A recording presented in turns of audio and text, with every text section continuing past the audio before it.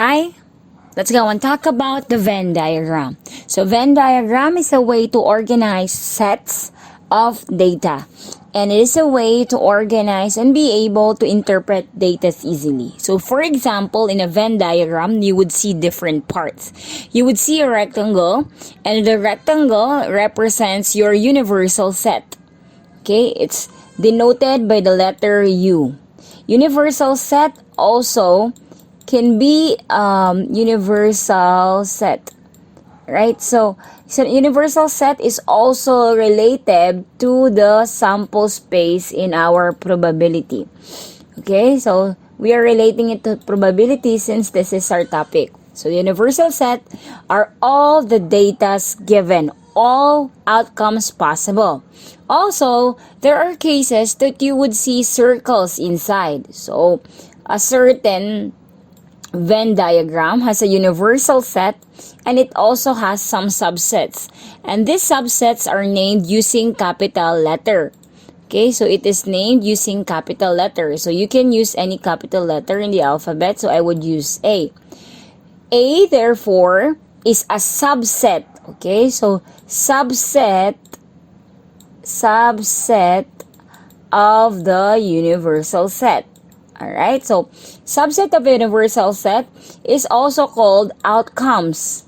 Okay, outcomes found from your sample space. So therefore, all the elements or all parts or all outputs of A are found in the universal set.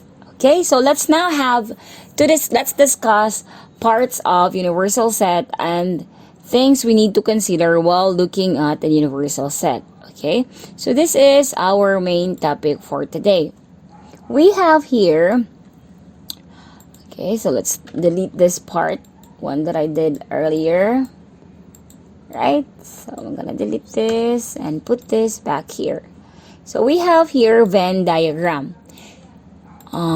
Venn diagram represents sets visually using, it's used to represent sets. So a Venn diagram, as what I said earlier, there is a rectangle part which is our universal set. Universal set are all possible outcomes or all elements that we have. Alright, and then if you see a circle inside it and there's a letter A, that is, or any letter in the alphabet, capital letter in the alphabet, that is called a subset.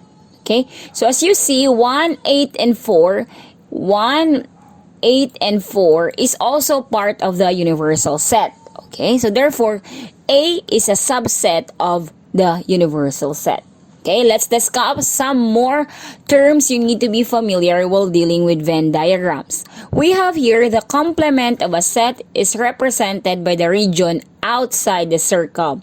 So if we look back from the given here, we say, right, that the elements of A are 1, 4, 8. So therefore, the complement of A, meaning to say the ones not found in A but in the universal set, will be the elements that you did not have here. So therefore, you will have 2, 3. So here, 2, 3, 5, 6, 7, and 9. Right? So these are our complement of A. Now, we have here a subset to a subset. So if A is a subset of B, okay, so therefore we have a universal set, we have a subset B, and there's another subset, which is A. Okay? So we place a circle representing A completely within the circle representing B. Okay, so for example here, we say universal set are all even numbers. Okay, all even numbers. Okay, so let's say all even numbers. Okay, I need to delete that. So we say all even numbers. Universal set for this example could be all even numbers. So even numbers, any number divisible by 2. So 2, 4, 6, 8, 10, and so on and so forth. And then letter B subset, we can say that these are the elements such as 2, 4, 6, 8, 10, 12, 14. Right? So therefore, all of the elements of B are considered all even numbers. Alright? So that's a subset. B is a subset of U. What about A? So we could say A is 2, 4, and 6 only. So as you can see, all the elements of A can be found in B. So you could do 2, 4, 6, and then the other elements in B not mentioned here in A. Okay? So U has a limit, has an infinite set. Alright? So that's the meaning of a subset. So therefore, a subset is taken from a main set or another subset also. Okay, so that's it. Let's go to more terms here. Okay, let's go to the next one. We have here another one, and this is this one.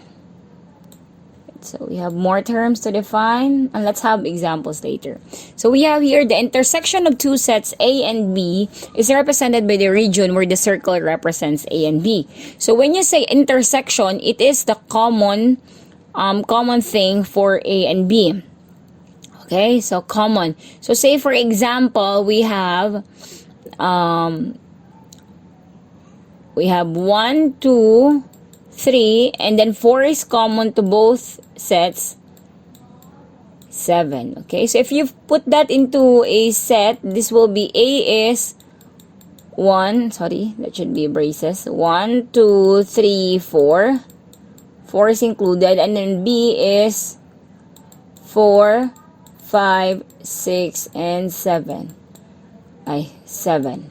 Alright? Okay, then union is the combination of all.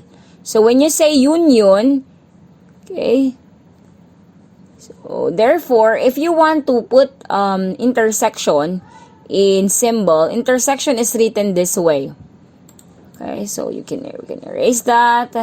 So you could say the intersection of A and B, this is the symbol, like an inverted U, is 4. Okay, this is the intersection of A and B. But union is like a U. Okay, the union of A and B, meaning to say all elements in A and B. So you could add everything, you could put everything, and don't repeat 4 anymore. 1, 2, 3, 4, 5, 6, 7. So union is everything. And then this joint, if they don't have any common element. So if there's no common element with A and B, so for example, this is 1, 3, 5, and this one is 7, 8, 9, they are disjoint. They don't have a common element. Alright, so that's all about, these are the basic things about which is Venn diagram.